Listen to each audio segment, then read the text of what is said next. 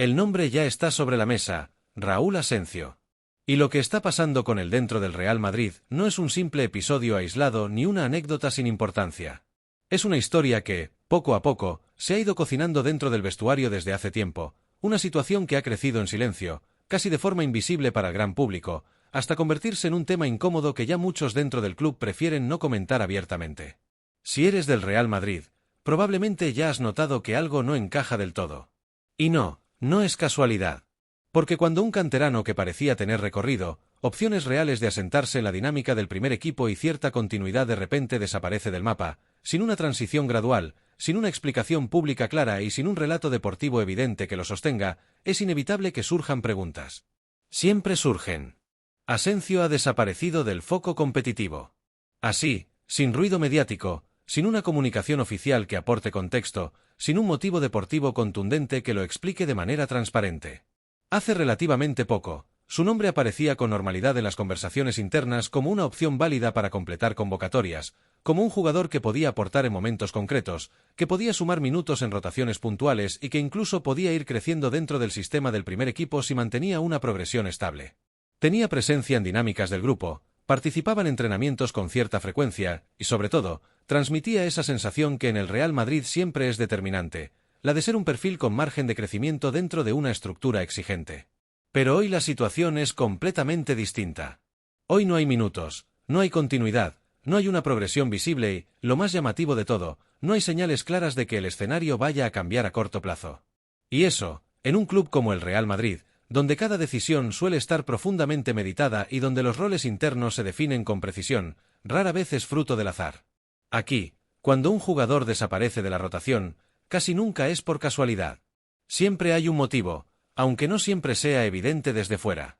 Y en este caso, todas las miradas, al menos en ciertos sectores del entorno del club, han empezado a dirigirse hacia figuras concretas del organigrama técnico, entre ellas la de Álvaro Arbeloa, cuyo papel en la estructura de formación y transición de jugadores ha sido objeto de interpretación y debate en algunos círculos cercanos al club. Lo que en un principio eran simples comentarios sueltos, observaciones aisladas o lecturas personales de la situación, con el paso del tiempo han ido tomando forma de narrativa más estructurada dentro del entorno mediático y de aficionados. No necesariamente como una verdad absoluta, sino como una percepción creciente, la de un posible distanciamiento progresivo, una falta de encaje o una decisión técnica que habría ido empujando al jugador fuera del foco competitivo. Primero fue extraño. Después, sospechoso. Y ahora, para muchos, directamente difícil de ignorar. El proceso, visto desde fuera, parece haber seguido una secuencia bastante reconocible para quienes están acostumbrados a observar la dinámica interna del club. En una primera fase, Asencio deja de entrar con normalidad en convocatorias sin que exista una razón pública detallada que lo acompañe. No se anuncia lesión de peso, no se percibe un bajón evidente de rendimiento que lo justifique de forma contundente, ni se presenta un contexto táctico claramente explicativo que disipe dudas. Simplemente, su presencia en las listas empieza a disminuir de forma progresiva. En paralelo, su participación en dinámicas del primer equipo se vuelve cada vez más irregular. Donde antes había cierta continuidad en entrenamientos específicos o en trabajos complementarios con el grupo principal, empieza a haber más ausencia, más alternancia con el filial o con sesiones diferenciadas. Ese tipo de cambios, aunque habituales en procesos de desarrollo, en este caso concreto han generado más ruido del habitual por la falta de comunicación clara hacia afuera. Y en el ecosistema del Real Madrid, donde cada joven que asoma al primer equipo es observado con lupa, cualquier pequeño cambio de estatus se amplifica rápidamente. Los aficionados lo comentan, los analistas lo interpretan, y el entorno mediático lo reinterpreta una y otra vez hasta construir distintas versiones de la misma historia. Con el paso de las semanas, la sensación que va calando es la de un jugador que ha perdido impulso dentro de la estructura competitiva. No necesariamente por falta de talento, ni de actitud, ni de proyección, factores que en su momento se consideraban positivos, sino por una combinación de decisiones técnicas, contexto de plantilla y criterios internos que no siempre son visibles desde fuera. Mientras tanto, el silencio institucional alimenta aún más las especulaciones. Porque en un club de este nivel, la ausencia de explicación rara vez pasa desapercibida. Y cuando no hay respuestas claras, el vacío lo llenan las interpretaciones, los rumores y las lecturas cruzadas entre diferentes sectores del entorno. En ese contexto, el caso de Raúl Asencio se convierte menos en una historia lineal y más en un ejemplo de cómo funcionan los procesos internos en la élite. Ciclos que empiezan con ilusión, continúan con oportunidades puntuales y, en ocasiones, terminan en una desaparición gradual del foco competitivo sin un cierre explícito. Y así, poco a poco, lo que empezó como una situación aparentemente normal dentro de la gestión de plantilla, ha ido adquiriendo un peso narrativo mucho mayor del que nadie habría previsto al principio. Después, cuando parecía que todo podía explicarse de una forma relativamente sencilla, una decisión puramente deportiva, una gestión de cargas, o incluso una rotación lógica dentro de una temporada larga y exigente, ocurre algo todavía más llamativo y que cambia por completo la percepción del caso. El jugador vuelve a aparecer en convocatorias de manera recurrente, entra en las listas oficiales, viaja con el equipo, se sienta en el banquillo, pero no juega absolutamente nada. Y ese detalle, que a primera vista podría parecer menor o incluso circunstancial, empieza a repetirse con una insistencia que ya no permite interpretaciones inocentes. Ni un minuto en el campo. Ni una oportunidad en tramos de partido donde el contexto parecía favorable para dar descanso a otros compañeros. Ni siquiera un gesto simbólico de confianza en encuentros ya encarrilados, en los que normalmente el entrenador aprovecha para dar minutos a jugadores con menor protagonismo. Nada. Silencio total en lo futbolístico.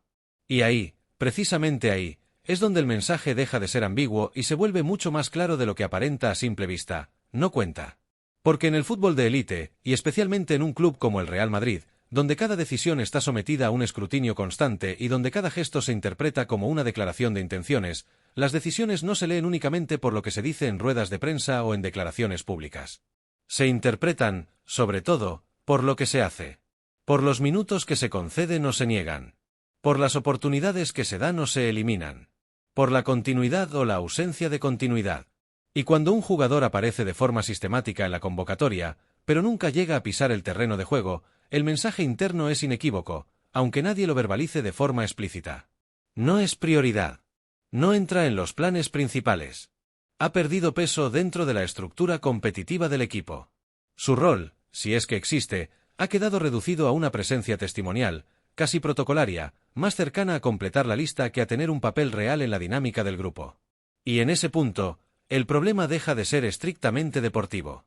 Empieza a adquirir una dimensión mucho más delicada, más compleja y más difícil de gestionar desde dentro. Una cuestión de relación, de entendimiento mutuo, de confianza interna entre las partes implicadas.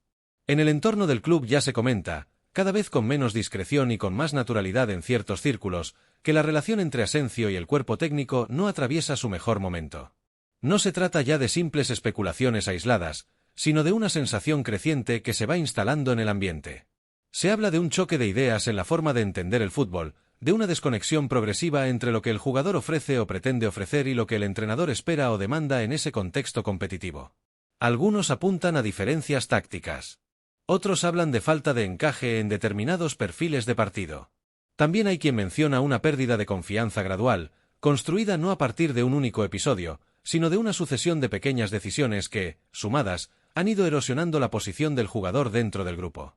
Y cuando eso ocurre entre un futbolista y un entrenador en un club de máxima exigencia, el escenario suele ser bastante limitado en cuanto a salidas posibles, o se reconduce la situación con diálogo, rendimiento y cambios visibles en el día a día, o el final, aunque no se diga abiertamente, queda bastante encaminado desde el punto de vista deportivo. Y ahora mismo, con la información que se va filtrando desde el entorno, todo apunta más hacia la segunda opción que hacia una reconciliación inmediata o un giro radical del guión. Pero hay un momento concreto que termina de cambiar por completo la percepción pública del caso.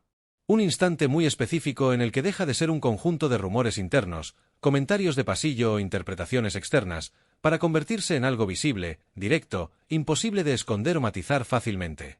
Sus declaraciones.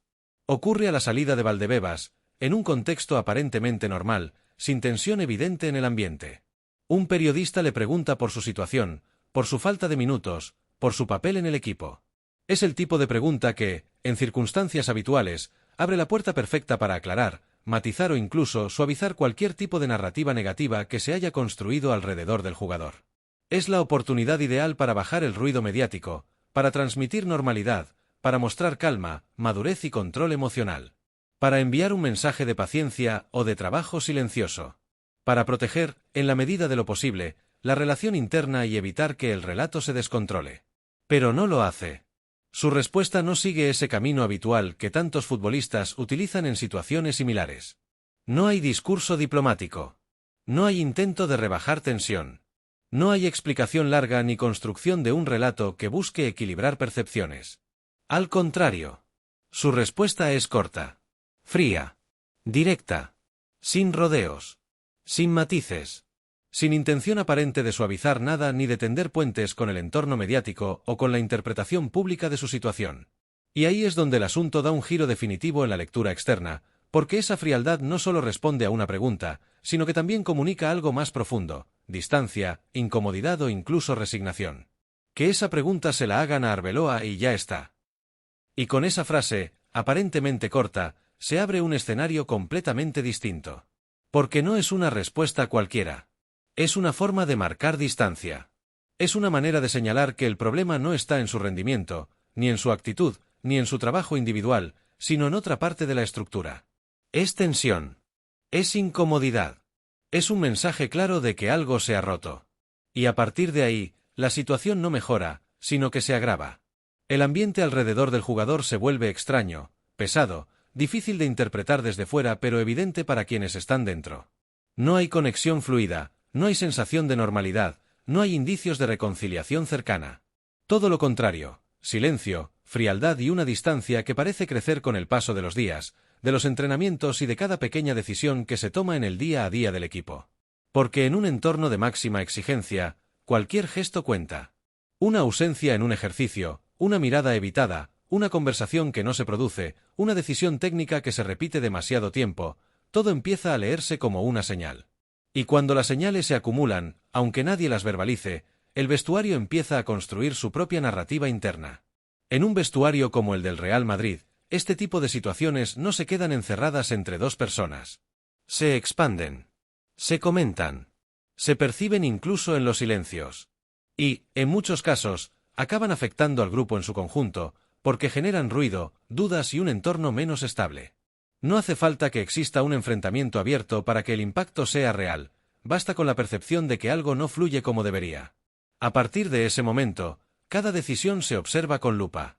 Los minutos en el campo, las convocatorias, las suplencias, los cambios en los entrenamientos. Todo empieza a tener una lectura paralela, más emocional que deportiva, más interpretativa que objetiva. Y eso es precisamente lo que hace que la situación se vuelva tan delicada, porque deja de ser solo fútbol. Por eso el club no se está quedando quieto. Aunque no haya una comunicación oficial clara al respecto, internamente ya se empieza a asumir una idea que hace unos meses habría parecido impensable, la salida de Asensio.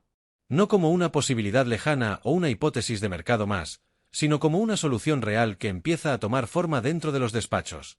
Una forma de cerrar un conflicto, de eliminar una fuente de tensión y de liberar espacio dentro de la plantilla para evitar que la situación siga creciendo o contaminando otras áreas del equipo. Y aquí aparece otro punto clave, el valor del jugador. Hace no tanto, Asensio era considerado un activo interesante dentro del club. Un futbolista joven, formado en la cantera, con potencial, con recorrido y con margen de crecimiento evidente. En ese contexto, su valor de mercado podía alcanzar cifras muy elevadas, incluso acercándose a los 50 millones en escenarios optimistas donde su progresión deportiva se consolidaba sin interrupciones. Se hablaba de él como una pieza de futuro, como un perfil aprovechable tanto deportiva como económicamente, alguien capaz de dar profundidad a la plantilla o incluso generar una operación importante en el medio plazo si el club decidía abrir la puerta a una venta estratégica. Hoy, sin embargo, la situación es muy diferente. El contexto ha cambiado, y con él, también la percepción interna y externa. La falta de minutos, la pérdida de protagonismo progresivo y el entorno de conflicto interno han reducido considerablemente su valoración. Ya no se habla de cifras altas ni de operaciones importantes en términos de planificación a largo plazo. Ahora el rango es mucho más bajo, más realista, más condicionado por la urgencia de resolver la situación que por la ambición de maximizar beneficios. Se mueve en un entorno aproximado de entre 25 y 30 millones, dependiendo de la oferta concreta, del interés real que aparezca en el mercado y de la disposición del club a negociar en un escenario que ya no es ideal. Y eso, para el Real Madrid, también es un problema estructural. Porque no solo se trata de perder a un jugador o de cerrar un ciclo antes de tiempo. Se trata de perder valor de mercado en el proceso. De gestionar de forma poco eficiente un activo que hace relativamente poco tenía una proyección mucho mayor.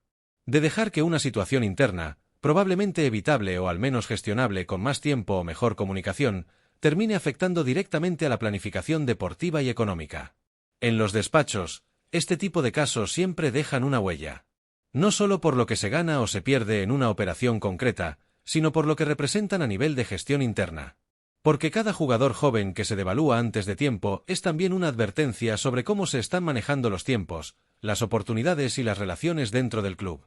A nivel deportivo, además, se abre otra derivada importante, el reemplazo. Si Asensio sale, no solo hay que cubrir un hueco en la plantilla, sino también redefinir roles, redistribuir minutos y ajustar la dinámica interna de trabajo. No es simplemente sustituir un nombre por otro, sino reconstruir una parte del equilibrio del equipo. Y en ese proceso, inevitablemente, aparecen nuevas tensiones. Porque cada decisión genera ganadores y perdedores dentro del vestuario. Cada movimiento altera jerarquías. Cada ajuste obliga a otros jugadores a asumir responsabilidades diferentes o a esperar oportunidades que antes parecían más cercanas. Mientras tanto, el ruido externo también crece. La prensa interpreta, los aficionados opinan, las redes amplifican cualquier gesto o ausencia. Y aunque el club intente mantener el control del relato, siempre hay grietas por donde la información se filtra, se transforma o se exagera. Así, lo que empezó como una situación aparentemente puntual, una frase, un gesto o una respuesta fría, termina convirtiéndose en un proceso mucho más amplio. Un proceso que afecta a la estabilidad interna, al valor de un jugador, a la planificación deportiva y a la percepción pública del club. Y en ese punto, la pregunta ya no es solo qué pasará con Asensio. La pregunta real es cuánto tiempo puede sostenerse una situación así antes de que se convierta en un cambio irreversible dentro de la estructura del equipo.